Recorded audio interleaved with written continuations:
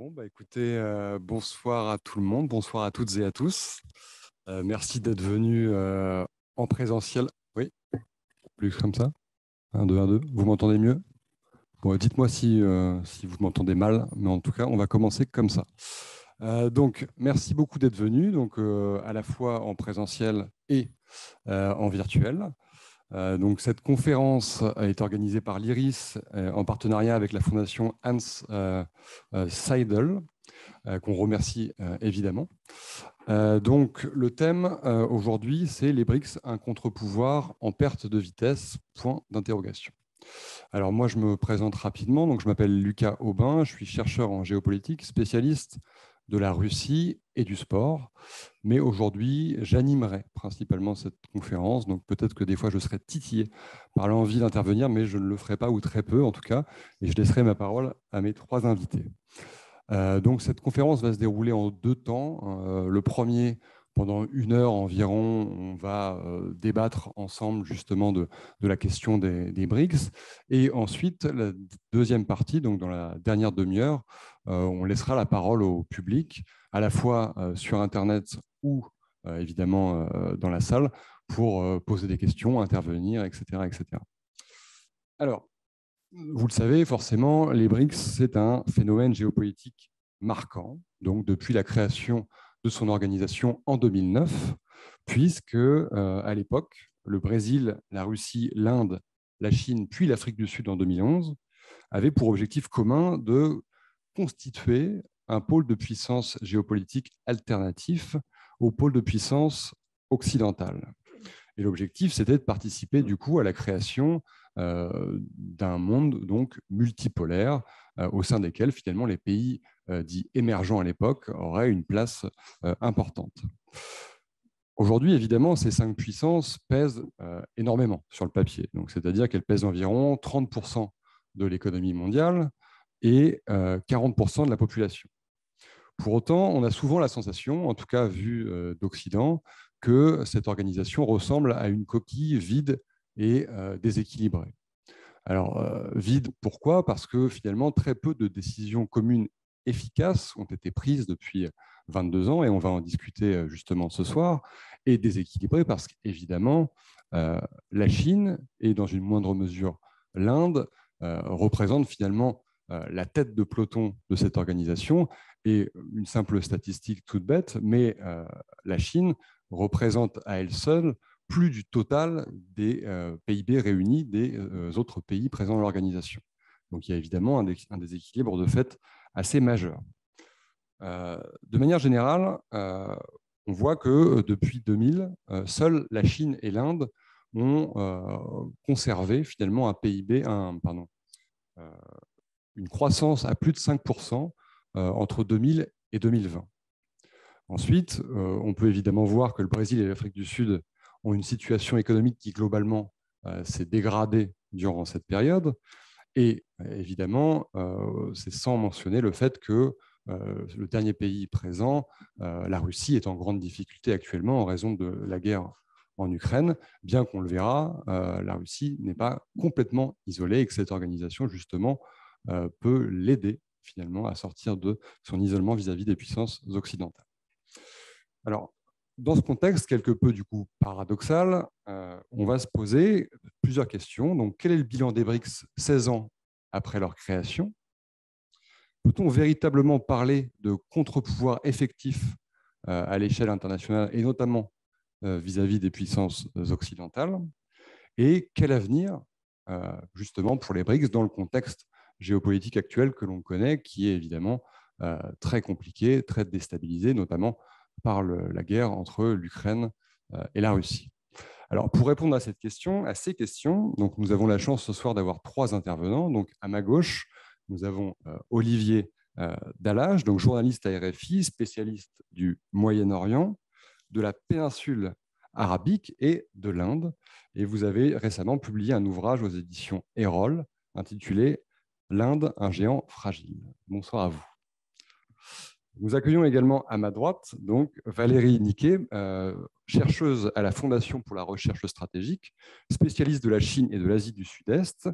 Et vous avez publié notamment en mai dernier l'ouvrage Taïwan face à la Chine, aux éditions Talendier. Bonsoir à vous.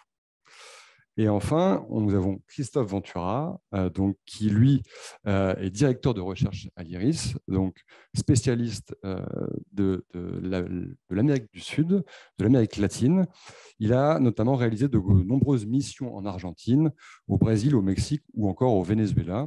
Et pardon, j'allais te vous voyez, mais bon, ce serait un peu étrange.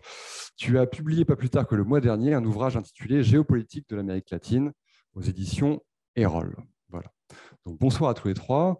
Nous allons commencer maintenant par un rapide finalement tour de table pour essayer de définir un peu ce que sont les BRICS selon vous et finalement en quoi consiste cette organisation. Alors, est-ce que Christophe, tu voudrais commencer? Je veux bien. Merci Lucas pour ton introduction qui déjà, je crois, donne quelques éléments de réponse à la question que tu poses sur ce que c'est que les BRICS. C'est un objet un petit peu, disons, non identifié dans la géopolitique moderne, qui n'existait pas, et qui est arrivé assez tardivement, dont tu l'as dit, de manière matérialisée en 2009, à un moment donné où on voulait qualifier ce qui ressemblait à la fois à l'identification de marchés émergents, de puissances émergentes dans l'économie mondiale, voulant dire des économies à forte croissance et des économies qui étaient plutôt au départ des pays situés à la périphérie du système international économique et qui finalement voyaient leur croissance, leur enrichissement et celui d'une partie de leur population à travers, disons, des parts de marché croissantes finalement dans la mondialisation. On voulait à la fois identifier ça c'est la conception qu'avait O'Neill en 2001 dans sa définition, mais on voulait aussi identifier quelque chose qu'on voyait poindre, qui était une alliance stratégique qui justement liait à la fois la montée en puissance économique et puis la question stratégique avec des acteurs qui voulaient finalement s'allier avec la possibilité de devenir un contrepoids à terme de l'hégémonie des États-Unis et secondairement des autres puissances occidentales européennes dans l'ordre international. Donc on voulait identifier ça lorsqu'on parlait des BRICS. La ruse de l'histoire, si je puis dire, c'est que les BRICS ont existé au moment où a explosé la crise financière internationale de 2008, ou juste dans la foulée, qui est venue un petit peu contrarier les tendances et la logique qui présidaient à leur existence. Cependant, et pour répondre à ta question, je pense qu'en 2022, les BRICS, ça reste un sujet qui est d'ailleurs sous nos yeux, mais on l'abordera tout à l'heure, en train de se réorganiser, de se reconfigurer à la faveur, si je puis dire, en particulier du conflit de la guerre russe en Ukraine, qui est en train de modifier, y compris ce qui est en train de se jouer au sein de BRICS. Donc je pense que pour répondre à ta question, les BRICS, ça reste aujourd'hui c'est moins un contre-pouvoir de fait. Ça n'a pas été au bout de sa logique là-dessus. Il y a même eu des choses qui ont un peu délité cet aspect des BRICS, mais ça reste des marchés émergents puissants qui pèsent naturellement parce qu'ils sont, ça reste ça. Ça reste un potentiel. Voilà, je pense que c'est encore aujourd'hui à l'ordre du jour. Les BRICS restent un potentiel économique et stratégique. Et ça reste, à mon avis, mais ça on en débattra aujourd'hui, la possibilité d'une alliance stratégique qui peut continuer de se réorganiser, de se reconfigurer dans le contexte de la décennie 2020 et 2030. Et je me tourne maintenant du coup vers vous, Monsieur Dallage. Qu'est-ce que vous pensez justement, 16 ans après leur création, du bilan finalement des BRICS? Quels sont les grands enseignements qu'on peut tirer de cette institution finalement qui a normalement un poids géopolitique certain, mais qui finalement, en tout cas du point de vue occidental, parfois n'existe qu'en trompe-l'œil?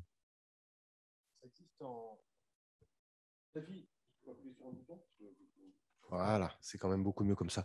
Ça existe en contrepoint de l'existence des autres, c'est-à-dire que c'est une alliance de pays, alliance, c'est peut-être pas d'ailleurs un terme idoine, qui conteste vigoureusement la domination de l'autre partie du monde en se disant que c'est profondément injuste que des pays qui ont une forte croissance, qui ont une forte population, qui représentent l'avenir du monde, soient relégués en marge dans les grandes décisions internationales.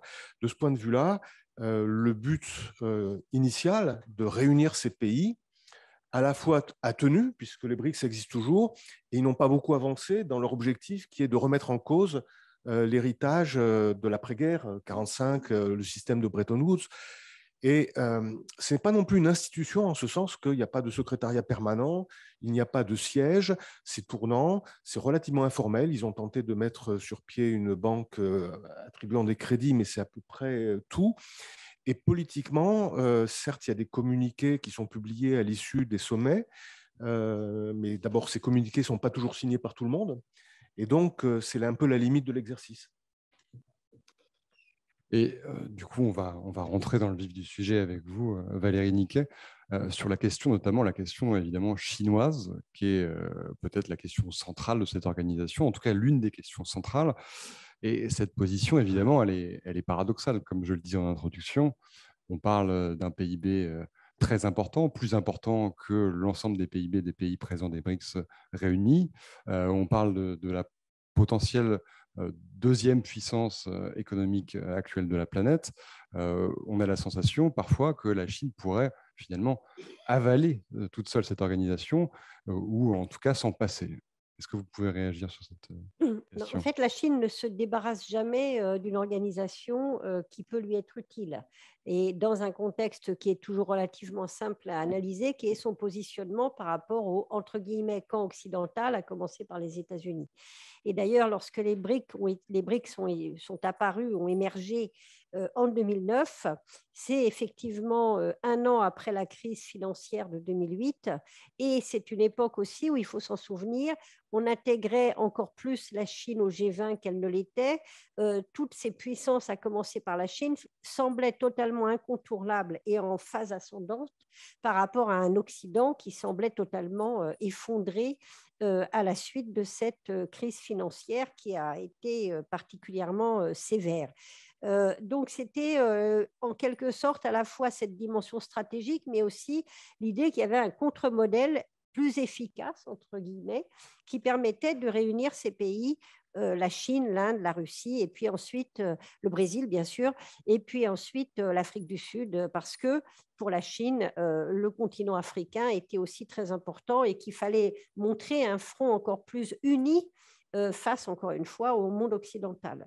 Mais pour la Chine, le problème, c'est que la Chine s'intéresse à des organisations, à des formats, soutient des formats qui peuvent servir, encore une fois, ses intérêts, les conserve, un peu, comme vous le disiez, comme des coquilles creuses ou qui peuvent être éventuellement réactivées.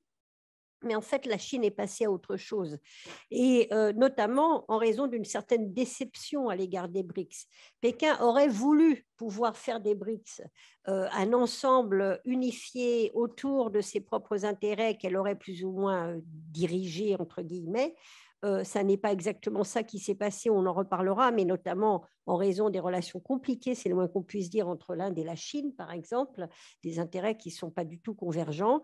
La Russie, ce n'était pas si simple non plus. Donc, finalement, c'est un instrument qui n'était pas si utile peut-être pour Pékin. Et donc, surtout, ce que Pékin a fait à partir de 2013, c'est lancer une autre idée qui est les fameuses routes de la soie, et qui ont en quelque sorte phagocyté, recouvert cette identité des BRICS avec la même logique d'investissement, de coopération, mais aussi de constitution d'un contre-front face au camp occidental. Donc c'est dans cette mesure-là que les BRICS, oui, existent toujours, comme on a vu récemment l'Organisation de coopération de Shanghai, qui n'a pas toujours été très active, mais il y a des réunions régulièrement, et ça permet à Pékin à la fois d'être présent, mais en même temps de réactiver des formats en cas de nécessité. Mais on voit bien que pour la Chine, la priorité, ça n'est pas vraiment les BRICS, même si ça peut être utile. Notamment, la Chine s'en est servie sur les questions climatiques en essayant de se poser en chef de file d'un Sud émergent qui pourrait bénéficier de conditions plus avantageuses. Il y avait une sorte de front commun sur ce sujet-là entre l'Inde et la Chine il y a quelques années. C'est un peu moins le cas aujourd'hui, d'autant plus que Pékin n'a pas participé à l'actuelle COP27. Donc, on voit bien que sur tous ces sujets-là, la Chine n'abandonnera pas les BRICS. Les sommets ont lieu, il y a des déclarations, on met en avant ce qui peut se faire, mais enfin, ça n'est plus, à mon avis, pour Pékin, la priorité.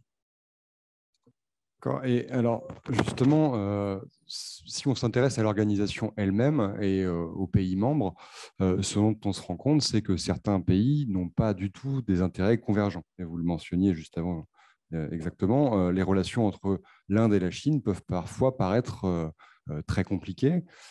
Est-ce que, finalement, Olivier Dallage, ce ne serait pas un des freins véritablement actuels de l'organisation, ou est-ce qu'au contraire, les deux pays sont capables de surmonter leur inimitié pour leur intérêt économique qui potentiellement se rejoindrait? Je ne sais pas s'ils vont surmonter leur inimitié, mais en tout cas, celle-ci n'empêche pas le commerce, puisque par exemple, alors même qu'il y avait des tensions militaires à la frontière himalayenne ces dernières années, rien qu'au cours de l'année écoulée, le commerce entre l'Inde et la Chine, en dépit de mesures de boycott prises par le gouvernement indien contre certaines marchandises chinoises, a explosé. Donc, on est dans une dialectique complexe de rivalité, d'hostilité et de coopération.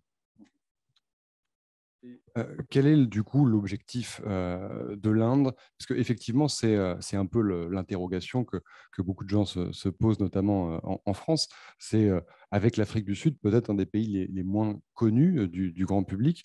On a la sensation souvent que l'Inde cherche à avoir un impact plus important qu'elle n'en a jusqu'à présent. De quelle façon s'y prend-elle? Comment considère-t-elle finalement cette organisation des BRICS? L'Inde adore ces ensembles composés de plusieurs pays pour un objectif plus ou moins bien défini, mais qui ne se mélange pas avec les autres. Donc, les BRICS, c'était pas la première, parce qu'en fait, il y avait déjà un organisme IPSA qui concernait le Brésil et l'Afrique du Sud et l'Inde, tout à fait au début du XXIe siècle. Puis il y a eu les BRIC, puis les BRICS.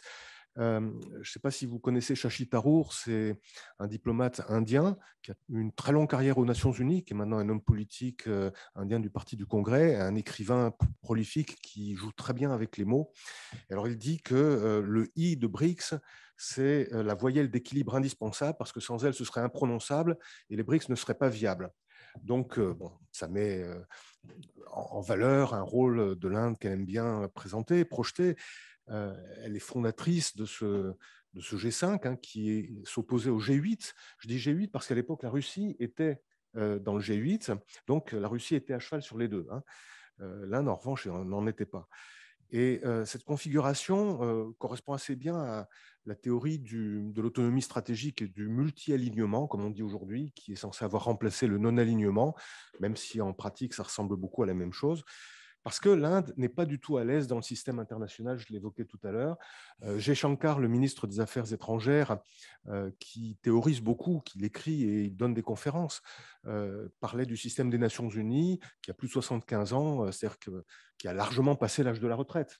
Il faut passer à autre chose. Le problème, c'est que l'Inde n'arrive pas à obtenir son siège de membre permanent au Conseil de sécurité qu'elle demande avec insistance.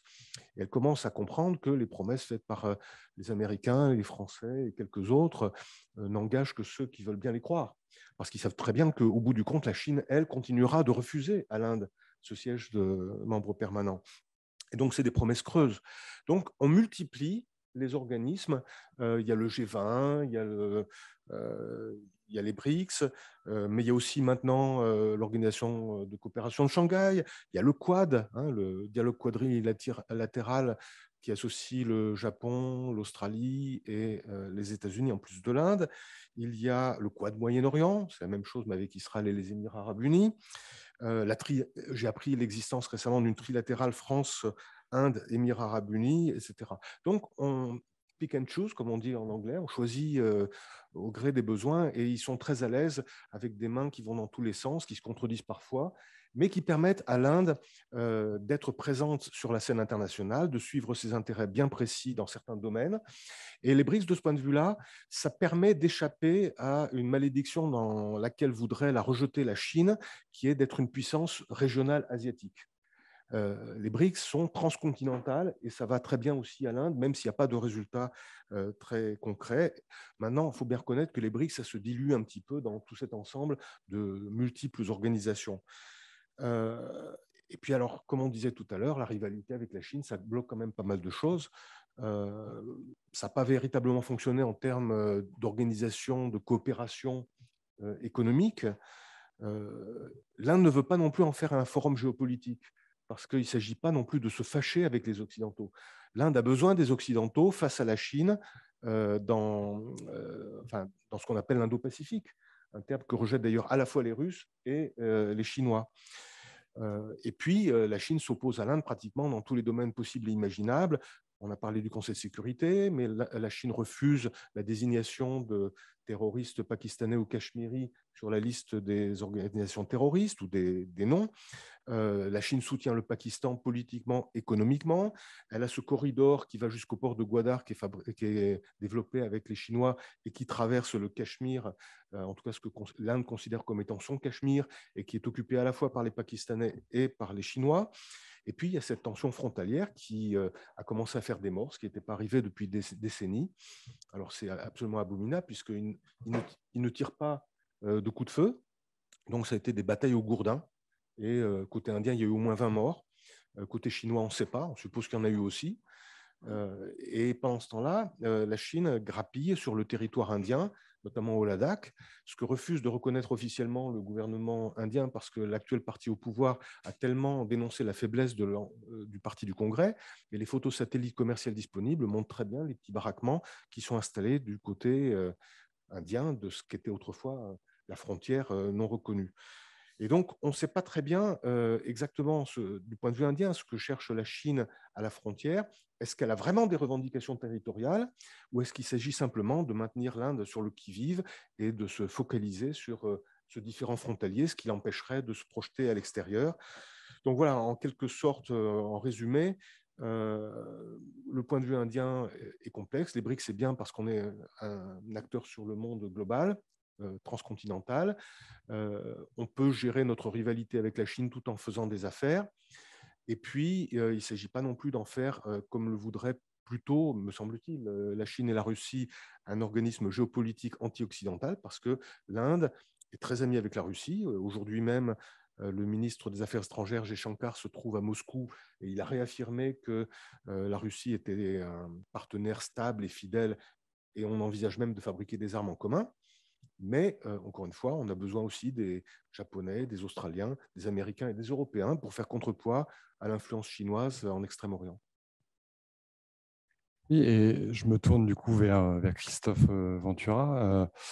Tu sais que évidemment le contexte brésilien est brûlant dans le sens où on a eu une alternance à la tête du pays récemment. Donc Bolsonaro a perdu les élections au profit de Lula. Et on pose du coup se poser la question finalement, qu'est-ce que ce changement de pouvoir, qu'est-ce que cette alternance pourrait changer dans le contexte des BRICS? Et je préciserai même ma question parce qu'on sait que justement Lula a récemment déclaré donc durant sa campagne que justement que Zelensky, donc le président ukrainien, n'était pas tout blanc dans le conflit entre la Russie et l'Ukraine, et avait presque, dans une interview, en tout cas, renvoyé dos à dos Vladimir Poutine à Volodymyr Zelensky. Alors, pas tout à fait, avec des nuances, etc., mais il avait laissé penser finalement que la position brésilienne, sous son mandat, pourrait potentiellement évoluer sur la question de la Russie, notamment, évidemment, elle aussi membre des BRICS. Alors, est-ce que tu peux nous en dire un peu plus ? Je crois qu'on a avec l'exemple brésilien ce qui a été décrit pour la Chine et l'Inde, c'est-à-dire les BRICS, c'est un peu comme d'autres clubs. S'ils jouent à la fois la complexité des rapports, des intérêts nationaux des États qu'ils composent et la complexité des relations qu'ils entretiennent avec chacun des acteurs au niveau bilatéral pour défendre leurs intérêts, et en même temps, c'est quand même des espaces dans lesquels il y a des convergences qui peuvent se construire, qui peuvent avancer, reculer, qui peuvent être sectoriels, qui peuvent être des moments plus stratégiques, des moments plus strictement commerciaux.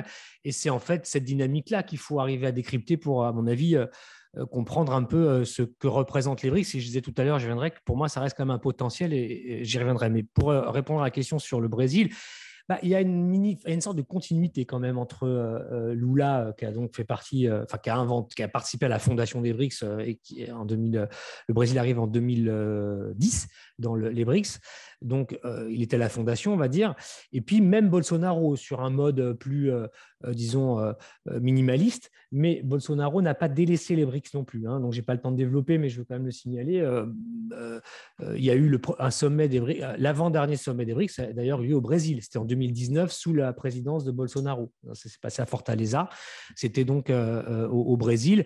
Et parce que le Brésil, bien évidemment, a pour premier partenaire commercial la Chine, il ne va pas délaisser les BRICS, Bolsonaro, puisque le principe de réalité, c'est qu'un tiers du commerce extérieur brésilien, en particulier son agriculture, de son soja et de son élevage, est directement absorbé par le marché chinois. Donc, avec ça, ça suffit à comprendre pourquoi même Bolsonaro, qui pouvait avoir des envolées anti-chinoises, a été rappelé,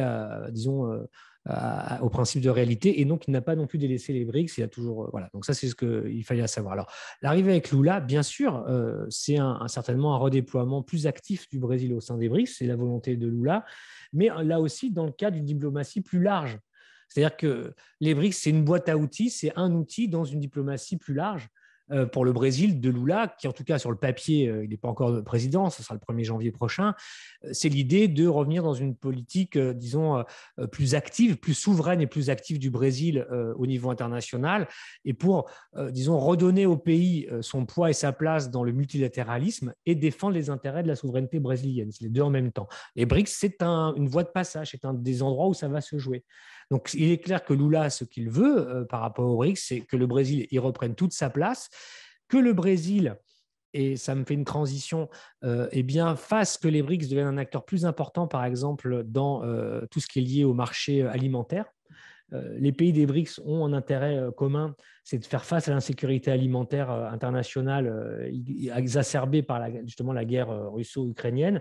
Et ils sont en train de réfléchir, et c'est ce qui était le dernier sommet en juin, à voir comment peut-être mettre en commun ou faire converger leurs exportations agricoles. Et vous avez là quand même parmi les principaux disons, acteurs internationaux en matière agricole. Si vous rajoutez le soja argentin au riz indien, aux céréales chinoises, etc., vous avez des pays qui jouent énormément, qui pèsent beaucoup dans l'agriculture mondiale. Et l'idée de faire une sorte de bourse alimentaire, c'est un peu ça qui se discute au sein des BRICS. Ça intéresse le Brésil. Et Lula en a parlé pendant la campagne électorale. C'est d'essayer d'arrimer ou d'engager encore plus le secteur agro brésilien dans les projets des BRICS pour que, en quelque sorte, les marchés des BRICS redeviennent, disons, des clients encore plus importants du Brésil. Donc ça compte. Et je suis mon exemple.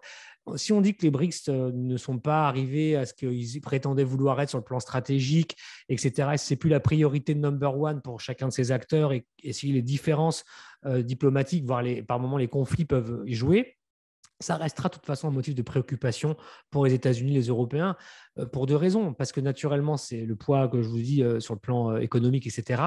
Le fait que ces pays représentent environ 4 000 milliards de dollars de réserves financières, c'est ça que ça veut dire aussi. Et leur arme aussi, c'est la possibilité d'échanger dans une autre monnaie que le dollar. Et ça, c'est très important, et ça s'adosse à ce que je viens de dire sur la question agricole, par exemple. Parce que ce qu'ils sont en train de développer, c'est quand même ça. C'est la possibilité d'élargir les échanges qui ne sont pas libellés en dollars. Et même si le dollar va rester la monnaie centrale, les BRICS, on disait, ils vont faire tomber le dollar. Je ne crois pas qu'on en soit là.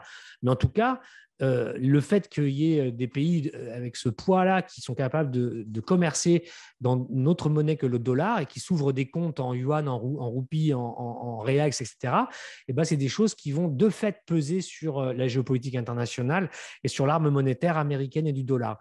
Et ça intéresse le Brésil. Et donc, Lula qui revient, c'est tout ça qu'il a en tête. Et ce qu'il va vouloir sur le plan plus directement géopo, si je puis dire, moins géoéco, c'est d'utiliser les BRICS comme il va utiliser le G20 et comme il va utiliser l'OCDE auquel il candidate et le Conseil de sécurité des Nations Unies auquel il veut également être, même si là aussi les Chinois ne veulent pas plus des Indiens qu'ils ne veulent des Brésiliens à cet endroit-là, autre contradiction, mais il veut utiliser ça pour déployer sa diplomatie élargie, disons, du multilatéralisme entendu comme une des puissances du Sud. hein. Et grâce à ça, pouvoir jouer à tous les niveaux, dans tous les espaces, et négocier ce qui sera le meilleur pour l'intérêt brésilien, et pour, y compris, jouer un rôle dans la résolution des conflits. Et sur l'Ukraine, ce qu'a dit Lula, tu y faisais référence, et qui considérait, alors ça a choqué pas mal de gens ici, que Zelensky et Poutine étaient co-responsables de la guerre. Et donc, le Brésil se voit très bien dans un rôle pour faire partie des pays que Moscou écoute pour aller dans un règlement politique de ce conflit-là. Et je pense que ça, c'est effectivement une stratégie qui va se jouer en partie dans les BRICS pour Lula. Voilà quelques exemples. Et justement, par rapport, pour revenir poursuivre ta logique sur la Russie et l'Ukraine, ce que tu disais juste avant, ce qui est intéressant, c'est que depuis le début du conflit, on se rend compte que, depuis 2014 précisément, les pays des BRICS ont systématiquement soit se sont abstenus, soit ont voté contre à l'ONU, justement, pour ne pas suivre les puissances occidentales dans leur condamnation de la Russie. On sait que la Russie cherche effectivement à utiliser les grands organes géopolitiques comme justement les BRICS, mais aussi d'autres, pour peser de tout son poids sur la plateforme internationale et pour faire émerger un monde multipolaire. Et je me tourne vers vous, Valérie Niquet, sur ce point-là, parce que la Russie cherche à effectuer depuis maintenant une vingtaine d'années, ce qu'elle appelle son pivot vers l'Est, à savoir, elle essaye de faire basculer son économie depuis dépendante de l'Union européenne, notamment, vers l'Asie et notamment vers la Chine. Et de ce point de vue-là, on a souvent la sensation finalement que Pékin est un peu frileux. Alors tantôt c'est oui, tantôt c'est non. Est-ce que vous pouvez nous en dire un peu plus justement sur cette question? Et est-ce que finalement ce conflit entre la Russie et l'Ukraine ne serait pas un frein pour le développement des BRICS, un frein sur lequel appuierait la Chine en ce moment? Alors, d'abord, je voudrais juste revenir sur justement par rapport à l'Amérique latine notamment, mais ça vaut aussi pour l'Afrique au travers de l'Afrique du Sud, même si c'est le premier partenaire commercial de la Chine en Afrique. Mais c'est qu'en fait, la Chine aujourd'hui est un importateur de céréales et est un des rares pays à encore aujourd'hui constituer, et de nouveau, je veux dire, non pas encore, mais à nouveau, faire des stocks alimentaires pour acquérir un niveau minimum de sécurité en cas de conflit auquel la Chine pense constamment, et de blocage, par exemple, du détroit de Panama, pas de Panama, pardon, du Malacca en Asie du Sud-Est. Et donc, évidemment, il y a une complémentarité très forte avec notamment les pays d'Amérique latine et le Brésil, qui, eux, sont fournisseurs de céréales à la Chine. Et également, on a le même type de relation sur d'autres matériaux, matières premières avec l'Afrique. Avec l'Inde, c'est très différent. L'Inde est un marché beaucoup plus pour la Chine, plus qu'un fournisseur. Et donc, c'est des déséquilibres qu'on retrouve plutôt que la Chine peut avoir avec ses États marchés, même si ce n'est pas au même niveau que l'Union européenne ou les États-Unis. Avec la Russie, c'est une relation très particulière. Effectivement, il y a cette tentation depuis longtemps en Russie de trouver un nouvel élan de croissance en Asie. Pas uniquement avec la Chine, d'ailleurs, avec le Japon aussi. Et je rappellerai que, par exemple, ce qui permet de relativiser parfois certaines prises de position, que si en Europe, pardon, l'Allemagne et toutes les relations énergétiques avec la Russie ont été remises en cause, notamment avec le pipeline Nord Stream 2. Actuellement, le Japon continue d'importer à peu près 10% de son gaz naturel de Russie, en passant par un pipeline qui s'appelle Sakhalin 2, qui fonctionne très bien, même si en théorie, les Russes en ont repris le contrôle, mais le gouvernement japonais a bien indiqué aux entreprises de continuer à travailler avec la Russie comme d'habitude pour ne pas remettre en cause et mettre en danger son approvisionnement énergétique. Que je sache, il n'y a pas de critique majeure de la part des États-Unis contre cette dépendance japonaise à l'égard de la Russie, qui n'a pas été remise en cause après la guerre en Ukraine, même si le Japon applique un certain nombre de sanctions. Mais donc la Russie s'est beaucoup tournée vers l'Asie, mais ça reste une relation, et notamment avec la Chine, une relation extrêmement asymétrique. Et ce qui est ce qui constitue un contentieux, même si aujourd'hui on en parle beaucoup moins, et autant la Russie que la Chine préfèrent mettre en avant le partenariat extraordinaire qui existe entre Moscou et Pékin, même s'il n'est pas très concrétisé. Pékin ne fournit pas d'armes à la Russie, ni d'ailleurs de soutien financier majeur pendant cette guerre. En revanche, la Russie, le contentieux repose sur le fait que la Russie se retrouve dans l'état d'un pays en développement, pour parler clairement, qui fournit de l'énergie et des matières premières, du bois notamment, à la Chine, et qui a énormément de mal à exporter, qui importe des biens de consommation, des biens transformés, et qui a eu énormément de mal même à convaincre Pékin, par exemple, d'acheter à la Russie, avant la guerre en Ukraine, des centrales nucléaires, ce qui intéressait très peu Pékin. Et donc la Russie n'arrive pas à monter en gamme dans ses exportations vers la Chine, et par ailleurs est devenue de plus en plus dépendante d'investissements chinois, notamment pour les exploitations de pétrole et de gaz dans le Grand Nord. Et là, la guerre en Ukraine a empiré les choses, puisque la Russie, ayant perdu des marchés en Europe, a augmenté ses exportations en direction de la Chine, mais dans des limites qui restent assez étroites, puisqu'il y a un certain nombre de tuyaux qui approvisionnent en gaz et en pétrole, mais qu'ils n'ont pas été... La capacité n'a pas doublé en termes de capacité physique de transport, et que la Chine a obtenu des tarifs absolument imbattables pour son approvisionnement. En fait, elle a fait baisser les tarifs de ce qu'elle importait déjà de Russie. Donc tout ceci, évidemment, montre que la Russie est dépendante du marché chinois, notamment pour l'énergie, mais en revanche, tout ce qui constituait les contentieux souterrains dont on parle peu entre la Russie et la Chine n'ont pas disparu. Et ça n'est pas hasard non plus si la Russie n'a jamais remis en question les liens très étroits qu'elle entretient avec l'Inde. Et notamment, la Russie est le premier fournisseur d'armement à l'Inde.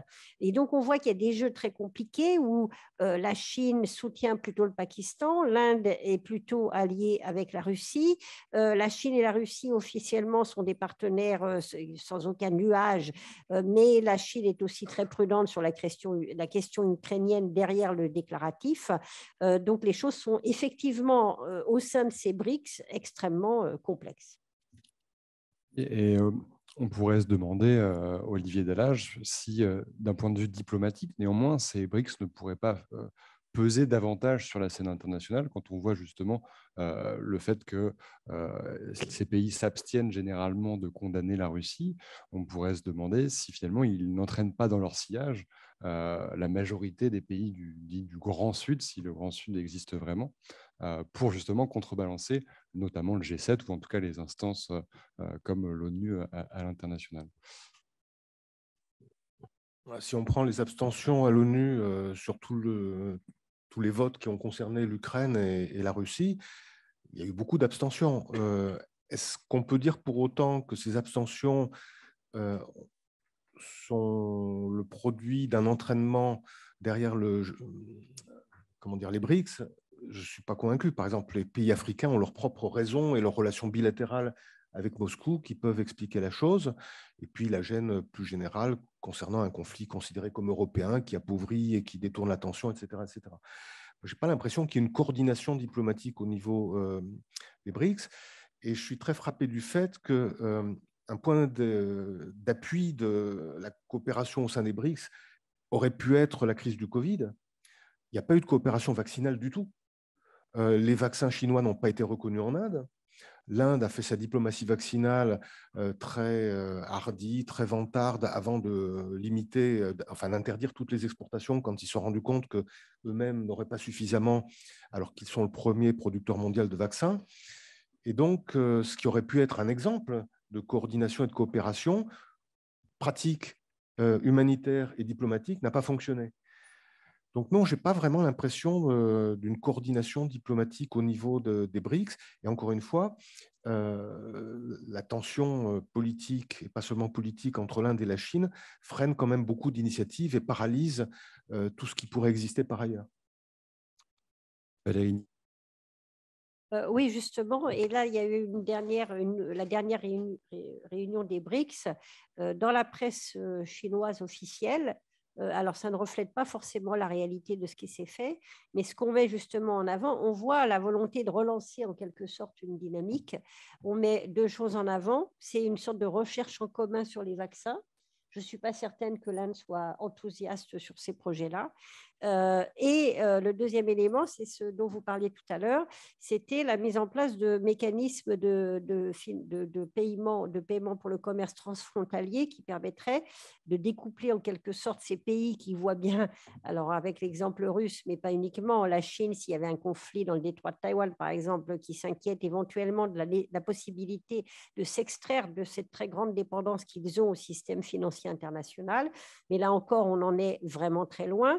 D'abord, les échanges entre la Chine, la Russie, même la Chine et l'Inde, et même la Chine et les pays africains ou l'Amérique latine, sont une infime petite quantité par rapport à ce qui constitue la masse des échanges pour la Chine encore aujourd'hui, dont ils sont totalement dépendants, et d'ailleurs de plus en plus dépendants après une baisse, puisque la croissance interne ayant tendance à fortement ralentir en Chine, de nouveau les exportations pèsent d'un poids considérable, et pour les exportations chinoises, exclure la Chine des systèmes de paiement internationaux, ça serait vraiment un coup très dur, et donc c'est la raison pour laquelle la Chine parfois réfléchit à d'autres solution, mais on en est très loin puisque quand on parle d'internationalisation du yuan, par exemple, la monnaie chinoise, le yuan, c'est 2 et quelques % des échanges mondiaux. Donc, on est très, très, très loin, dont une large partie, d'ailleurs, est comptabilisée dans les échanges avec Hong Kong.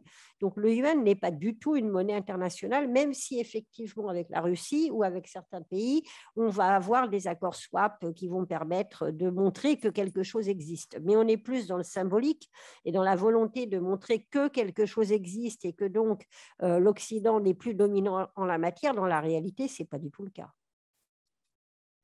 Et si on essaye de se projeter un peu, je me tourne vers toi, Christophe, on sait que certains pays ont demandé à intégrer les BRICS récemment. Donc, je pense notamment à l'Arabie Saoudite, pas plus tard que la semaine dernière, mais on a aussi l'Argentine ou encore l'Algérie qui ont fait part de velléité pour intégrer justement l'organisation. Alors, on ne sait pas exactement si c'est les BRICS ou les BRICS+, qui sont une organisation dans l'organisation qui existe désormais.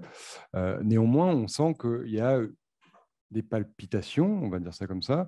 Pour le moment, rien n'est suivi de faits concrets, je crois, en tout cas. Mais est-ce qu'on peut en dire plus justement sur cette question? Est-ce que finalement, les BRICS redeviendraient-elles attractifs, ouais, ou pas du tout? Effectivement, depuis le dernier sommet du printemps 2022 à Pékin, en préparant la conférence, j'ai vu à peu près une dizaine de pays qui expriment un intérêt pour être associés ou intégrer les BRICS. C'est une dizaine de pays qu'on trouve qui font partie des pays dits du Sud, hein, évidemment. Tu en as cité certains. On pourrait rajouter le Mexique, on pourrait rajouter le Nigeria, on pourrait et quelques-uns. Enfin, je vais vous l'épargner, mais enfin, elle est quand même intéressante. Hein. Il y a le Venezuela, il y a le Soudan, il y a le Bangladesh, voilà, la Syrie également. Vous voyez qu'il y a vraiment un petit peu tous les profils, si je puis dire, qui se présentent. Mais manifestement, c'est un peu ce que j'essayais d'exprimer. C'est que le symbole compte dans ce qu'est les BRICS pour ces pays-là, et c'est quand même aussi des espaces qui donnent quelques marges de manœuvre ou quelques possibilités quand même qui ne sont pas complètement anodines pour certains pays qui sont frappés par des problématiques de court terme absolument gigantesques. Je veux dire, la question énergétique, la question alimentaire, etc. La question de trouver des financements pour des États hyper endettés qui, justement, ne sont pas satisfaits de l'architecture financière internationale, du système du Fonds monétaire international, etc., qui cherchent des alternatives, en fait. Hein. Ça ne veut pas dire que les BRICS en sont une et qu'elles sont capables de proposer un contre-modèle à ce qui existe, bien sûr, non.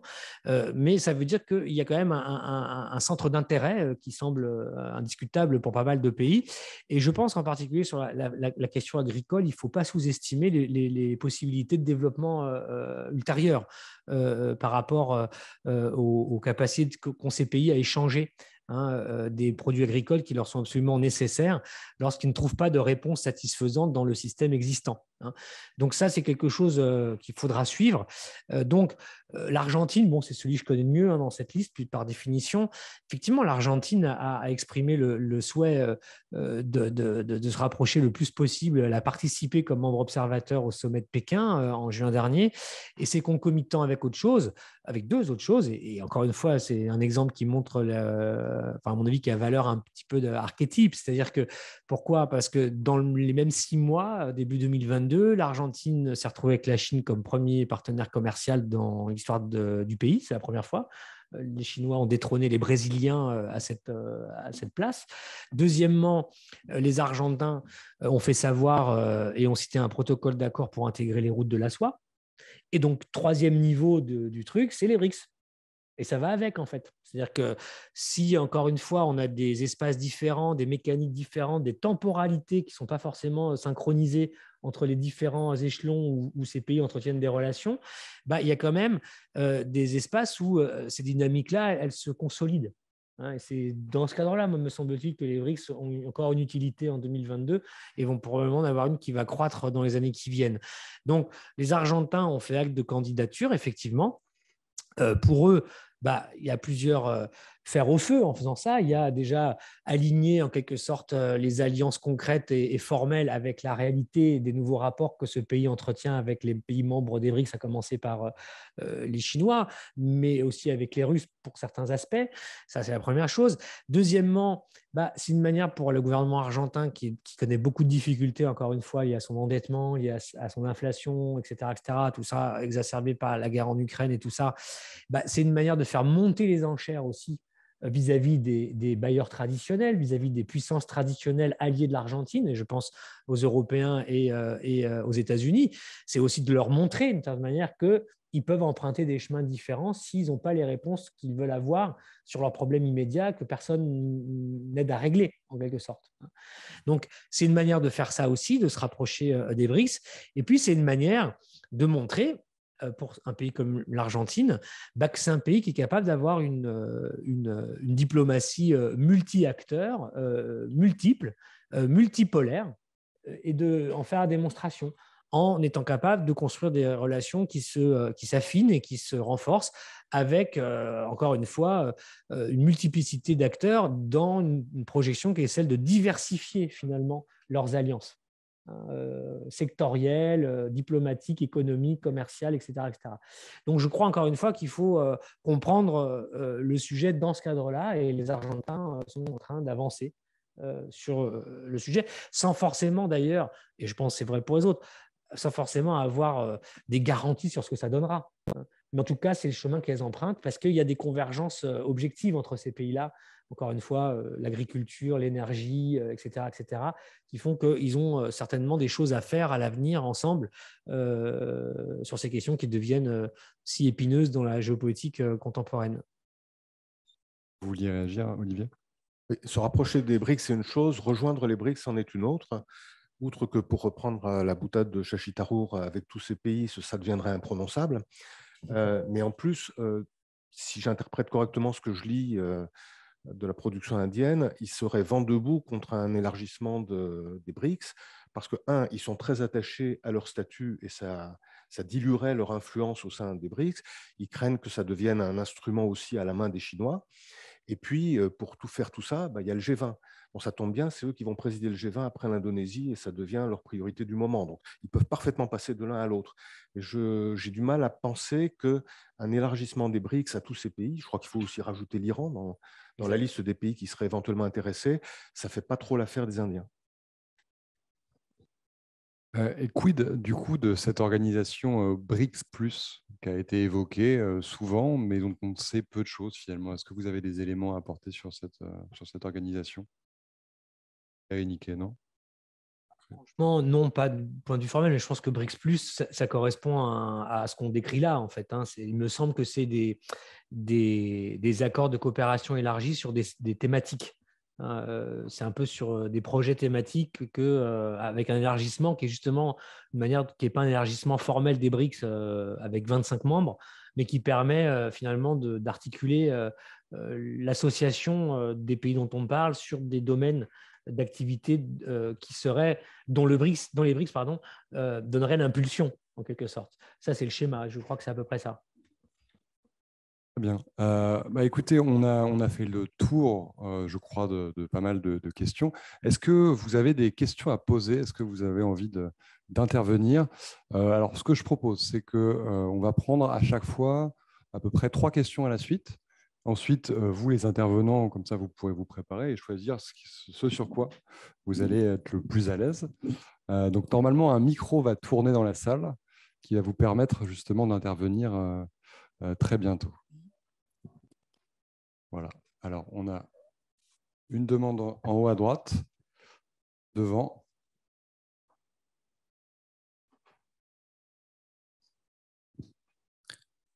On a entendu les points. Bonjour. On a entendu les points de vue un peu chinois, indiens et brésiliens sur les BRICS. Vous, Lucas, en tant que spécialiste de la Russie, est-ce que vous pourriez nous dire un petit peu la façon dont la Russie elle-même considère cette organisation? Merci. Je prends encore 2 questions et puis on répondra ensuite. Bonsoir. Moi, j'aurais 2 courtes questions. Est-ce que la prolifération des organisations internationales ou alliances stratégiques, comme M. Dallage en a parlé, est un moyen viable en vue de consolider l'idée d'un monde multipolaire, en particulier à l'ère du conflit russo-ukrainien? Et la deuxième question, c'est est-ce que l'organisation des BRICS est ou sera une organisation privilégiée par le Brésil par rapport au Mercosur, par la Chine et l'Inde par rapport à l'Organisation de la coopération de Shanghai ou par l'Afrique du Sud par rapport à l'Union africaine? Merci. Et une autre question peut-être?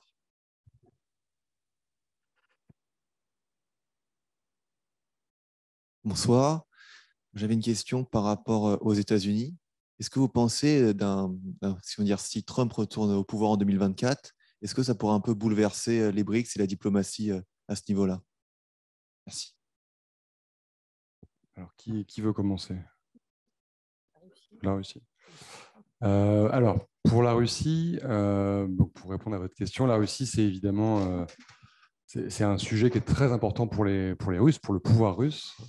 Vladimir Poutine, depuis à peu près 2007, en gros, appelle de ses voeux la construction d'un monde multipolaire. C'est une façon finalement pour la Russie de retrouver une place prépondérante sur l'échiquier international en réalité, puisqu'il y a ce syndrome un peu en Russie de la grande puissance, il y a ce syndrome de la Russie impériale, de la Russie soviétique, évidemment, et 1991 et la chute de l'URSS est quelque chose de très difficile à vivre pour une partie des Russes, mais aussi, surtout, pour l'autorité en Russie. Et donc, à partir de 2007, Vladimir Poutine a essayé de multiplier, disons, les alliances avec les pays dits du Sud, avec des puissances, disons, minoritaires sur l'échiquier international. Et quand en 2009 apparaît cette organisation des BRICS, Vladimir Poutine, à l'époque qui n'était pas président, mais du coup Dimitri Medvedev également, le président de la Fédération de Russie à l'époque, décident tous deux d'investir cette organisation pour en faire un instrument politique, diplomatique de premier plan. En tout cas, c'était l'objectif. Et à chaque fois qu'il y a une réunion des BRICS, on peut voir le représentant de la Russie, souvent Vladimir Poutine, être très investi finalement dans cette mission finalement de créer un monde multipolaire, etc. etc. Néanmoins, on a souvent cette sensation que si la Russie multiplie les pistes multipolaires, ça ne fonctionne pas toujours et qu'elle est parfois, en tout cas, isolée.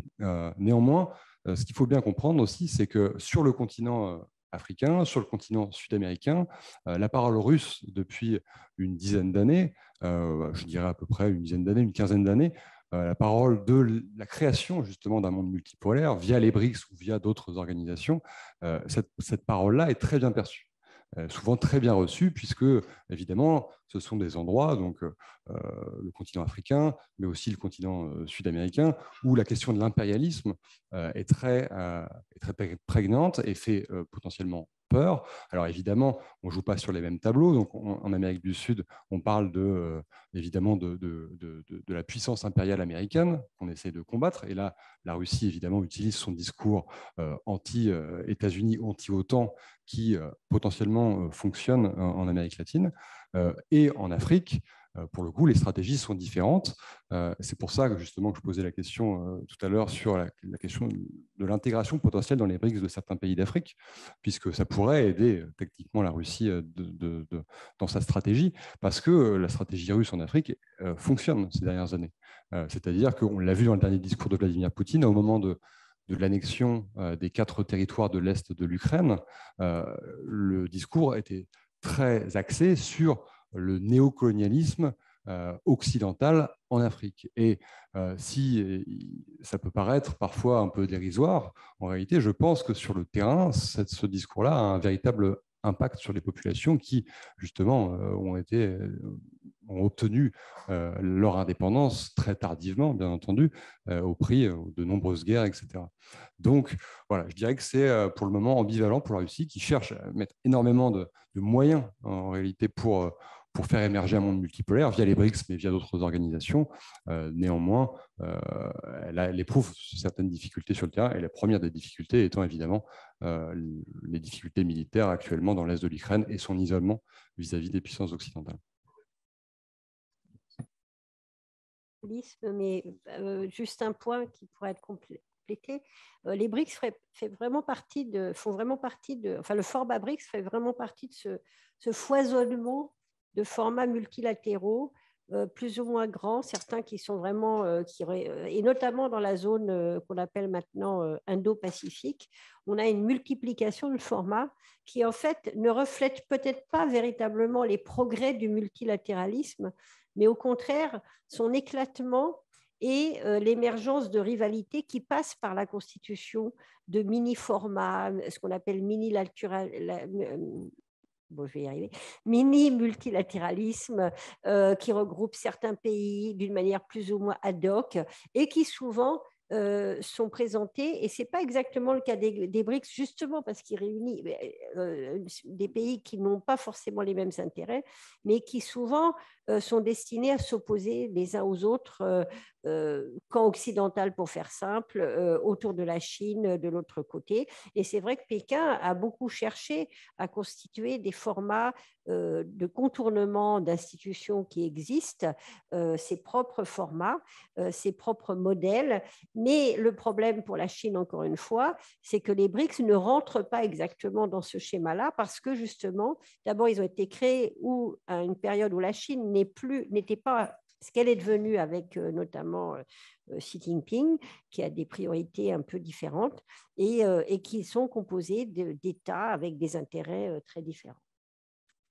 Moi, je vais poursuivre du point de vue indien. Je pense que justement, cette multiplication d'organismes, ça convient tout à fait à l'Inde. Il faut voir ça comme une palette dans laquelle elle puise en fonction de ses besoins. Les BRICS étaient en quelque sorte précurseurs, depuis il y en a beaucoup d'autres, donc ça ne s'impose pas comme l'organisme privilégié, ça peut l'être ponctuellement. Du point de vue indien, il faut voir un peu ça comme une théorie des ensembles, avec des inclusions, des exclusions, des intersections, des ensembles complémentaires et supplémentaires. Le point important est que l'Inde se voit comme étant à l'intersection de tous ces ensembles. Et donc, BRICS aujourd'hui, autre chose demain, voire les deux en même temps, ça dépend des intérêts du moment. Christophe, tu veux ajouter quelque chose? Oui, c'est des petites réflexions comme ça que je partage avec tout le monde en fonction un peu sur le même sujet, mais effectivement, je trouve que la description que tu fais correspond bien à comment il faut penser la question des BRICS dans un ensemble plus large. Et je pense que chaque pays, effectivement, finalement, je ne pense pas qu'il n'y ait que l'Inde qui et ce rapport-là, c'est un peu ce que j'essayais d'exprimer. Je crois que tous les pays membres des BRICS ont à partir de leur capital, à partir de leur tradition diplomatique, de leurs intérêts nationaux, sont dans une logique qui est, à mon avis, assez similaire. Alors oui, je ne sais pas, c'est des réflexions comme ça, pour le plaisir de la discussion collective, sur la prolifération. Oui, je crois que c'est aussi le miroir de la fragmentation de l'ordre international, d'une manière plus générale. Quand les BRICS sont nés, je disais tout à l'heure, pas de pot pour les BRICS, c'est arrivé un an après la crise de 2008, mais à ce moment-là, la question que se posaient les fondateurs, c'était comment, il y avait la composante stratégique plus forte, c'était comment profiter de l'affaiblissement, du déclin relatif, plus exactement, de la puissance nord-américaine pour précisément construire un bloc politique capable de créer une opposition pour réduire le pouvoir des Occidentaux dans l'ordre international. Je dis que quand, à cette époque-là, se posait la question, les États-Unis étaient dans une situation très différente d'aujourd'hui, ils étaient embourbés au Proche-Orient, l'Afghanistan, enfin, on se rappelle de tout ça, etc. Bon. Mais déjà, à l'époque, les BRICS se posaient pas tellement… C'est ça qui est intéressant aussi, ils ne se posaient pas tellement la question de tout ça en fonction de quel projet ils proposaient pour remplacer l'ordre international en question.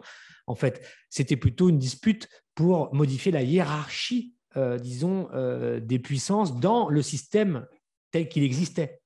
Les BRICS n'ont jamais porté un projet alternatif au capitalisme international, au libre-échange, au marché financier, etc.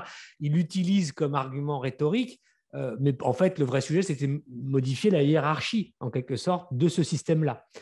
Aujourd'hui, tout ça étant arrivé, la crise de 2008, etc., la pandémie, désormais l'Ukraine, les questions ne se posent plus dans le même cadre pour ces mêmes pays. La question stratégique, la composante politique de l'Alliance, elle s'est réduite parce que les termes sont posés différemment aujourd'hui. C'est un peu ce qu'on a discuté ce soir. Mais je dis ça pour dire que ce qui se passe là, ça fait partie, encore une fois, d'une dynamique d'ensemble qui est celle d'un émiettement de l'ordre international, d'un ordre international où finalement personne n'a pris la place des États-Unis, mais en même temps, les États-Unis ont continué sous des formes différentes à vivre leur expérience douloureuse de déclin relatif de leur hégémonie, même s'ils restent la puissance principale. Et les BRICS n'ont pas réussi non plus à remplacer cette puissance-là. Ils sont un peu entre les deux, ils ne l'ont pas remplacé, et donc l'ordre international, il n'a pas été changé. La hiérarchie est à peu près la même si chacun a perdu un peu des plumes. Mais les BRICS ne sont toujours pas une proposition d'alternative à cet ordre-là, ce n'est pas un projet de civilisation différent. Et par ailleurs, tous s'émiettent, et cet ordre qui n'a pas changé et qui n'a pas trouvé de nouveaux leaders, il continue par la pesanteur à s'effriter, et les BRICS, comme d'autres, et la prolifération que vous évoquez, qui est tout à fait juste et qui est une très bonne expression, c'est l'illustration de cela. Et c'est qu'on est de plus en plus là-dedans. C'est que finalement, aujourd'hui, ce qui se passe, c'est comme il n'y a pas de projet de substitution et comme il n'y a pas un ordre international qui a émergé, et que celui qui existe s'émiette en permanence, vous avez une prolifération de coalitions affinitaires qui peuvent exister d'abord en contre. Voilà. Et à partir de là, qui peuvent avoir des avancées ponctuelles, sectorielles, temporelles, différentes, et parfois avec des avancées et des refus, ce qu'on expliquait tout à l'heure. Et il y a les BRICS, il y en a d'autres, et probablement il y en aura d'autres dans le futur. Parce que par ailleurs, les sujets qui sont sur la table avec la crise climatique, la crise énergétique, etc., va pousser de plus en plus des groupes de pays à trouver des solutions locales et régionales et décentralisées. Donc en fait, à mon avis, la dynamique, c'est une sorte de décentralisation puisqu'il n'y a pas de système de remplacement. Et chacun va essayer de trouver plus d'autonomie, plus de souveraineté sur ces thématiques-là, l'agriculture, l'énergie, etc. Et c'est pour ça que des choses comme les BRICS ne vont pas disparaître et resteront une préoccupation, à l'inverse, pour les puissances qui dominent l'ordre international. Et je crois qu'on est dans une période où c'est cette lente et étrange transition qui est en train de s'organiser sous nos yeux. Est-ce que vous voulez rajouter quelque chose ou on prend d'autres questions? Trump? Qui veut répondre sur cette question? Ah oui, sur Trump. Non, je pense que ça ne va pas changer grand-chose. Si je me réfère à ce que je viens d'exposer, c'est des tendances qui sont inscrites. Peu importe qui va gouverner les États-Unis, Trump ou les démocrates, les États-Unis sont confrontés au même problème. Et d'ailleurs, Trump et les démocrates ne sont que deux réponses et deux approches différentes pour répondre au même problème, qui est celui du déclin relatif des États-Unis dans l'ordre international, qui va durer. Donc, il y aura des différences d'approche. Trump, finalement, était le meilleur allié des Chinois. Je ne sais pas ce que vous en pensez, mais objectivement, puisque il me semble que Trump, c'était une réponse qui désolidarisait justement les alliances traditionnelles américaines. Ça, c'est tout bon pour les Chinois. Biden arrive et essaye de reconstituer cela pour faire face aux Chinois. Et les alliés européens, etc., sont un peu embêtés parce qu'ils sont pris entre le marteau et l'enclume, et on en est là. Donc, si Trump revient, on aura certainement quelque chose qui sera de nouveau plus favorable à la Chine, si je puis dire, parce que peut-être que Trump reprendra cette forme un peu de rupture et d'émiettement des solidarités traditionnelles des États-Unis, et ça, c'est plutôt bon pour les Chinois. Mais en tout cas, ça ne changera pas le fond du problème pour les États-Unis. Si Trump revient, ils seront confrontés à ce problème-là. Est-ce que vous avez d'autres questions dans la salle? On va en prendre 3 aussi. Bonsoir, merci. 2 petites questions rapidement. Concernant la région très chaude du Cachemire, quelle est la position de la Russie? Est-ce qu'ils soutiennent du coup l'Inde ou le Pakistan? Parce que je n'en ai aucune idée. Et mon autre question, c'est concernant la France. Quid de la France? Est-ce que... quel est le poids des relations des BRICS avec la France? Et est-ce que justement cette alliance des BRICS peut être un horizon d'avenir pour la France et éventuellement s'éloigner de l'OTAN, des relations avec les États-Unis pour se rapprocher des BRICS? Merci à vous. Bonsoir. Alors moi, je voulais vous demander si, à votre avis, dans le monde actuel ou dans un futur proche, une puissance ou un État pourrait reprendre le rôle, la place qu'avaient les États-Unis avant leur déclin, ou si pour vous, on est plus dans une dynamique de répartition du pouvoir? Merci.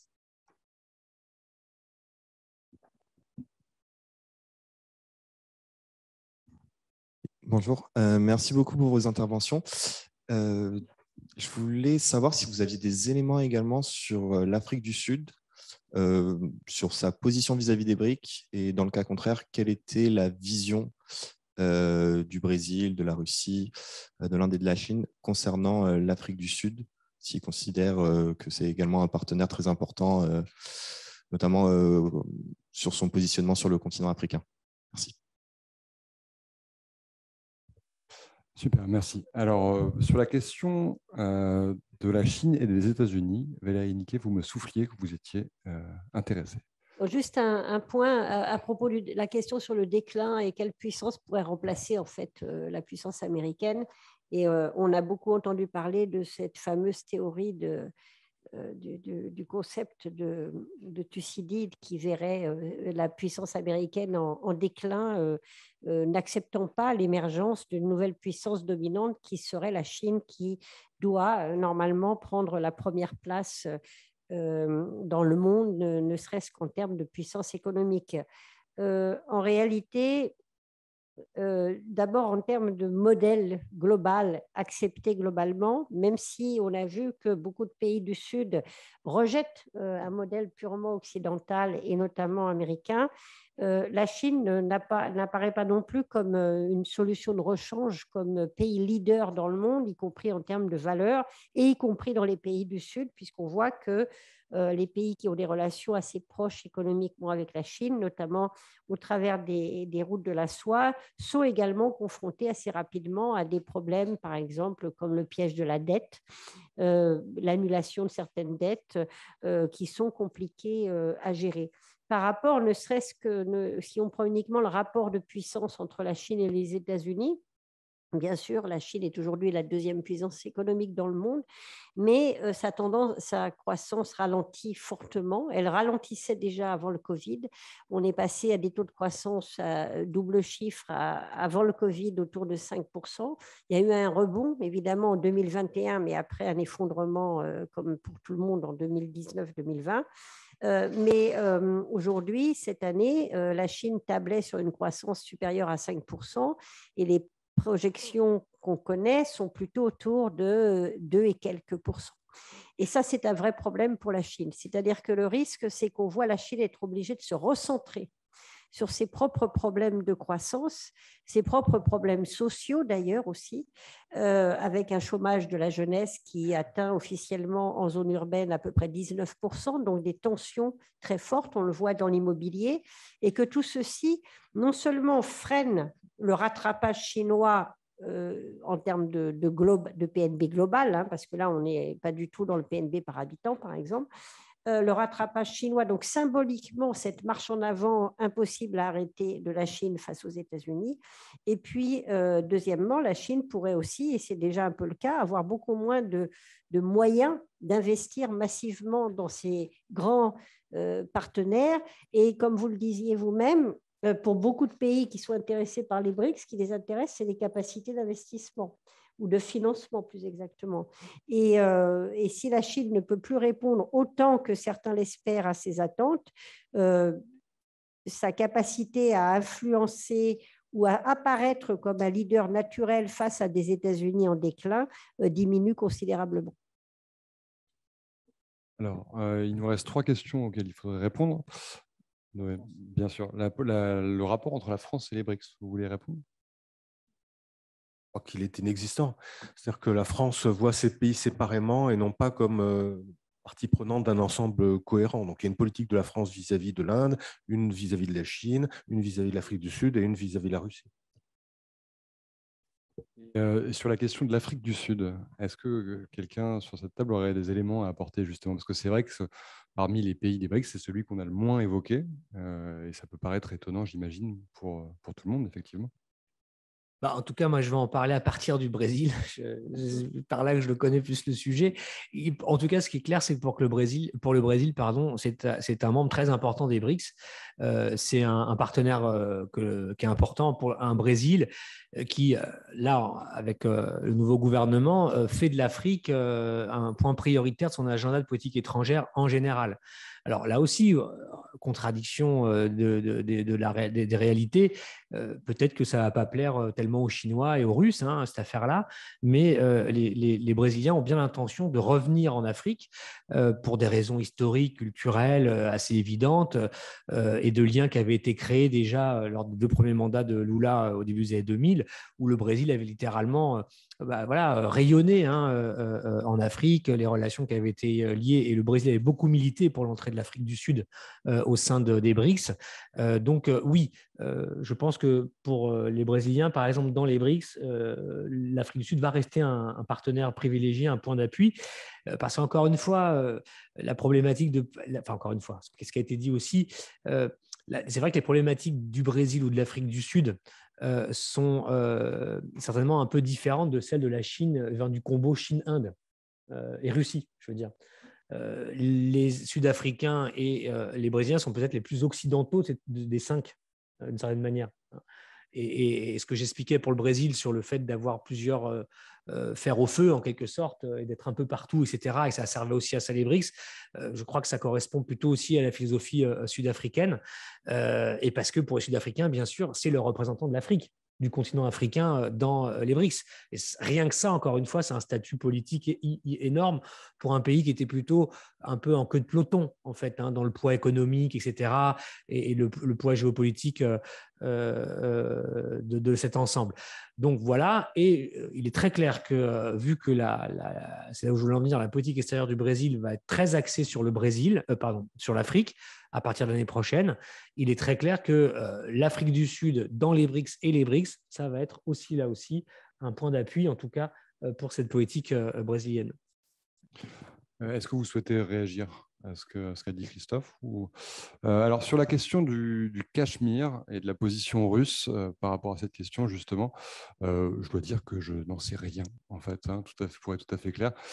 Néanmoins, ce que je sais, c'est que Vladimir Poutine appelle, dans ces cas-là, en cas de conflits régionaux, systématiquement à la désescalade, appelle finalement à la souveraineté populaire des peuples, etc. Donc, j'imagine qu'il déciderait, s'il devait prendre une décision sur cette question, il laisserait finalement le Cachemire prendre son autodétermination, soit en faveur de l'Inde, soit en faveur du Pakistan. Est-ce que vous auriez d'autres questions? Allez-y. Je n'ai pas de réponse spécifiquement sur le Cachemire, mais ce qui est intéressant dans la relation Russie-Chine, et notamment avant la guerre en Ukraine, c'est que, en dépit de ce rapprochement considérable qu'on a constaté entre Pékin et Moscou, de ce partenariat stratégique qui s'est mis en place au cours des années, la Chine a toujours été un peu préoccupée par le fait que, bien sûr, la Russie a toujours dit ce qu'il fallait dire sur Taïwan, par exemple, il n'y a pas du tout d'ambiguïté là-dessus, mais en revanche, la Russie ne s'est jamais non plus totalement alignée comme autant qu'aurait pu l'espérer Pékin sur, par exemple, la question de la mer de Chine méridionale, sur la question des îles Senkaku qui sont revendiquées par le Japon, par la Chine et administrées par le Japon aujourd'hui. Et donc, sur la question du Cachemire, alors que l'Inde est quand même le premier partenaire, y compris en termes de défense de la Russie dans la région, on peut imaginer que Moscou, même s'ils n'ont pas envie de antagoniser, je ne sais pas comment dire, enfin s'opposer à la Chine d'une manière trop ouverte, puisqu'en ce moment, ils ont plutôt besoin de Pékin. Voilà, l'Inde est quand même leur grand partenaire stratégique en Asie du Sud. Je vais apporter un petit complément, parce que la question du Cachemire, elle n'est pas toute neuve. Hein. Elle est consubstantielle à l'éclatement des Indes britanniques et la constitution de l'Inde et du Pakistan. La raison pour laquelle aujourd'hui Jaishankar a dit que la Russie était un partenaire stable, le mot allié n'a pas été employé, mais ce n'est pas très loin de ça, c'est que sur toutes les grosses tensions, Moscou a soutenu, soit discrètement, soit fermement, la position indienne. En 1962, la guerre avec la Chine, il y a eu un soutien politique, pas militaire, un soutien politique de Moscou à l'Inde. En 1965, la guerre avec le Pakistan, alors que les flottes américaines et britanniques croisaient dans le golfe du Bengale, la Russie a dépêché un sous-marin pour émerger et se montrer et faire comprendre que ce n'était pas la peine de soutenir le Pakistan plus que ça. Et d'ailleurs, la paix a été signée à Tashkent. Et donc, même si la Russie ne va pas se mêler de l'affaire cachemiri, qui est beaucoup trop compliquée, elle ne va pas non plus demander l'internationalisation ou un vote d'autodétermination que rejette l'Inde. Donc, il reste prudent, mais avec un petit penchant indien nettement prononcé. Est-ce que vous avez d'autres questions? Oui, ici. Bonsoir.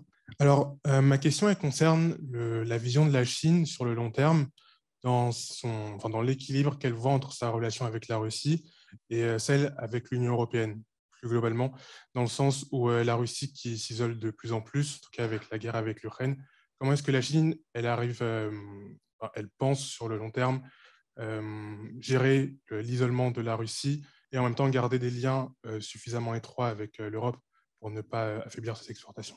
Merci. Une autre question, peut-être? Ok. Alors, est-ce que vous voulez répondre sur la Chine? Ah, pardon, je n'ai pas vu.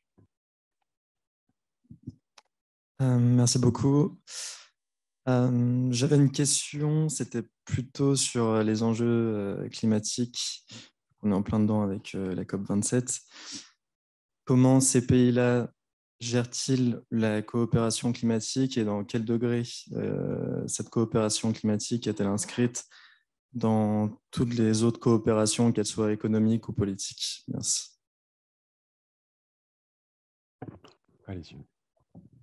Donc, sur la manière dont la Chine gère les relations à la fois avec la Russie d'un côté et l'Union européenne de l'autre, comme vous l'avez très bien dit, le premier partenaire commercial de la Chine, c'est l'Union européenne, même devant les États-Unis. Et donc, le poids du marché européen est absolument vital pour la croissance chinoise et pour l'économie chinoise, d'autant plus que, comme je le disais tout à l'heure, cette économie ralentit. Elle est freinée par la politique de zéro Covid qui, pour le moment, n'est pas remise en cause et par la baisse de la consommation intérieure, bien que la Chine ait espéré pouvoir avoir un relais de consommation intérieure. En fait, non, la Chine a vraiment besoin de conserver ses grands marchés, dont l'Union européenne. Et ça explique évidemment, mais ce n'est pas uniquement par rapport à l'Union européenne, c'est aussi par rapport aux États-Unis, autre principal partenaire, très grand partenaire commercial de la Chine, même s'il y a eu des sanctions et la limitation de certaines exportations.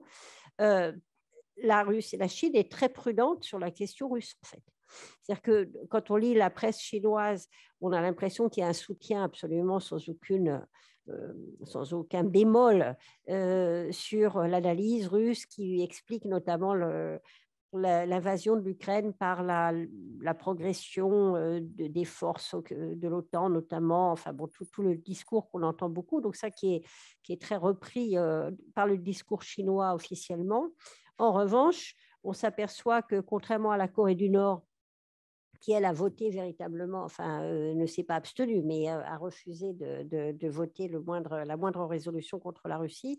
La Chine ne fournit pas d'armement à la Russie, ne fournit pas de munitions, ne fournit pas de drones. Un fabricant, d'ailleurs, de drones chinois, apparemment, qui avait des coopérations avec la Russie, les a interrompus pour éviter d'être accusé directement de soutenir la Russie. Et par ailleurs, en termes de financement, les grandes banques chinoises, donc des banques d'État qui financent des projets, se sont retirées ou en tout cas n'existent pour le moment. Enfin, en plus, il y a la guerre en Ukraine, mais vraiment ne s'impliquent pas du tout dans des projets de financement de projets en Russie en ce moment. Beaucoup d'entreprises qui commercent avec la Russie sont également très prudentes parce que ce qu'elles craignent avant toute chose, c'est les sanctions secondaires de la part notamment des États-Unis. Donc en fait, la gestion de la relation entre Russie d'un côté et marché européen de l'autre, pour le moment, il se fait plutôt dans le sens en faveur du marché européen. On verra comment les choses évoluent. Juste un point, c'était la question sur le climat. La Chine a souvent, par exemple, des déclarations très en pointe sur le climat. Ce qu'on pourra constater, c'est que là, pour la COP27, Pékin n'y est pas. Et que par ailleurs, on a quand même l'impression très souvent que le climat en Chine, je rappelle que la Chine est responsable de 30% des émissions de gaz à effet de serre. C'est le premier émetteur dans le monde. Et que donc, tout ce qu'on peut faire, en Europe notamment, et encore plus dans les pays en développement comme sur le continent africain ou même en Amérique latine, ne pèse absolument pas du tout par rapport au poids que représente la Chine dans les émissions de gaz à effet de serre. Donc, si la Chine ne joue pas massivement en faveur d'une réduction de ses émissions, le peu de progrès qu'on pourra faire chez nous ou dans les pays qui, pour le moment, ne sont pas les plus émetteurs, n'aura pas aucune conséquence en termes de réchauffement climatique. Et pour la Chine, le réchauffement climatique, bien sûr, il y a une pression, notamment de la classe moyenne en Chine. Il y a des enjeux auxquels la Chine est directement confrontée, mais les priorités, quand ça devient urgent, ça reste le développement économique, et notamment la Chine qui avait suspendu un certain nombre de centrales à charbon, les a ouvertes à nouveau. La Chine reste très, très, très dépendante du charbon, tout simplement, à plus de 60% de son mix énergétique, tout simplement parce qu'elle en a des réserves colossales et que sans priver, ce serait pesé sur son économie.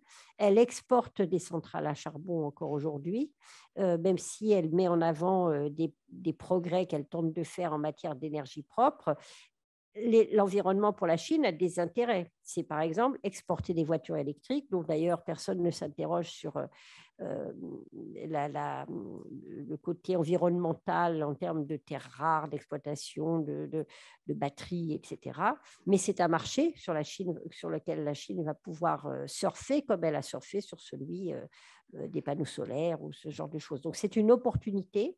C'est aussi un instrument de diplomatie dans la mesure où la Chine peut faire des avancées, des déclarations, en tout cas en matière environnementale, qui tout d'un coup font qu'on dit oui, la Chine est essentielle, il faut engager la Chine, on ne peut rien faire sans la Chine, et ça, c'est un intérêt très fort.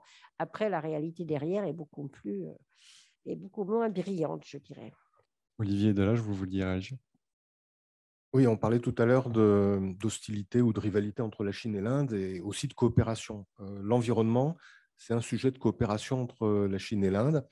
En septembre, le tiers du territoire pakistanais a été inondé. Ce n'était pas tellement la mousson que la fonte de glaciers. Et ça, c'est quelque chose qui concerne tous les riverains de l'Himalaya, c'est-à-dire notamment la Chine et l'Inde, qui sont confrontés à une même problématique, c'est-à-dire que d'un côté, il faut en effet produire pour créer de l'emploi, parce que le chômage des jeunes est un problème social et politique, mais de l'autre, le dérèglement des moussons, les chaleurs invraisemblables, il a fait plus de 50 degrés à New Delhi pendant plusieurs semaines cet été, ce n'est pas des choses habituelles et normales. Et donc, ils seront confrontés à cette contradiction que pour l'instant, ni l'un ni l'autre ne semblent avoir réglé parce que ce n'est pas évident. Mais en tout cas, la question climatique est assez présente désormais dans les préoccupations, à défaut de l'être dans les solutions. Christophe? Deux, trois choses comme ça, un peu impressionnistes. D'abord, par rapport au changement climatique aussi. D'abord, le fait que, en tout cas sur la déclaration d'intention, les BRICS, c'était aussi votre question, disent vouloir faire des choses en matière de réchauffement climatique. Alors, qu'est-ce qu'ils disent? Grosso modo, ils disent que ils veulent être un des acteurs de la transition énergétique des pays membres des BRICS. Donc, il y a des choses qui sont annoncées en la matière, en particulier en termes de transition énergétique, puisque, si j'ai bien lu ce que j'ai préparé, eh bien, l'ensemble des pays des BRICS cumulés à la moitié de sa matrice énergétique qui est électrique et qui est adossée aux énergies renouvelables. Donc, ils veulent devenir un peu des champions, disent-ils, de l'exportation de solutions énergie renouvelables pour produire l'électricité pour eux et pour les pays qui s'associeraient à eux. Et là, on revient à ce que tu disais tout à l'heure, Lucas, sur BRICS+, parce que c'est un des projets. C'est un projet. Voilà, je vous dis, c'est peut-être des déclarations d'intention, mais en tout cas, voilà ce qu'ils disent vouloir faire. Et c'est justement de créer une convergence des marchés de l'électricité transfrontaliers. On en parlait tout à l'heure aussi, sur l'électricité adossée aux renouvelables, et de produire des solutions renouvelables pour accompagner les transitions des pays membres, etc. Alors moi, ça ne me paraît pas complètement délirant, par exemple, par rapport, en tout cas, parce que là aussi, je vois de mon balcon, mais par rapport à ce qu'a fait la Chine, par exemple, en Amérique latine, où on a à juste titre beaucoup dénoncé l'extractivisme, les investissements chinois dans les mines, etc., etc. Mais en fait, depuis quelques années, les investissements chinois se dirigent beaucoup sur la transition énergétique en Amérique latine, sur justement tout cela. Donc, voilà ce qu'ils disent vouloir faire en tout cas. Et je crois que par rapport au réchauffement climatique, et je reviens à ce que j'exposais tout à l'heure, la guerre en Ukraine est l'un des facteurs qui l'exacerbe, etc. Mais le changement climatique aussi, c'est de toute façon la question énergétique, et la question alimentaire. Ça pèse, le réchauffement climatique, sur l'insécurité alimentaire mondiale, sur les agricultures, etc. Donc là aussi, la réponse que disent vouloir apporter les pays des BRICS, c'est de renforcer leur, mise en commun en matière de production et de commerce agricole. Et c'est aussi une solution qu'ils disent vouloir offrir, là encore, aux pays qui s'en rapprocheraient. Et on dit, par exemple, que c'est l'un des centres d'intérêt de l'Égypte ou de l'Arabie saoudite, qui sont dépendants de leurs importations agricoles, qui étaient largement de la Russie, et je crois un peu de l'Ukraine, mais largement de la Russie, si je ne dis pas de bêtises. Et comme à la fois au réchauffement climatique, la guerre en Ukraine ajoute une modification, là aussi, des chaînes de valeur de production et des fournisseurs de produits alimentaires dans le monde, et comme là aussi les pays qui sont confrontés à des urgences immédiates d'approvisionnement, là aussi se tourneraient, d'après ce qu'on croit comprendre, vers les BRICS comme un potentiel, fournisseur en matière agricole. Et c'est aussi pour ça qu'on dit que l'Égypte et l'Arabie saoudite, par exemple, s'en rapprocheraient contre participation énergétique pour l'Arabie saoudite avec le pétrole, etc. Donc voilà le genre de choses qu'on peut lire sur la manière dont les BRICS se confrontent à la question du changement climatique. Bien, merci beaucoup. Alors, il nous reste 3-4 minutes. Donc, on peut prendre une toute dernière question si vous le souhaitez. Oui, monsieur. Ah, vous avez déjà posé une question, remarque. Peut-être pour monsieur qui n'a pas encore parlé. Désolé.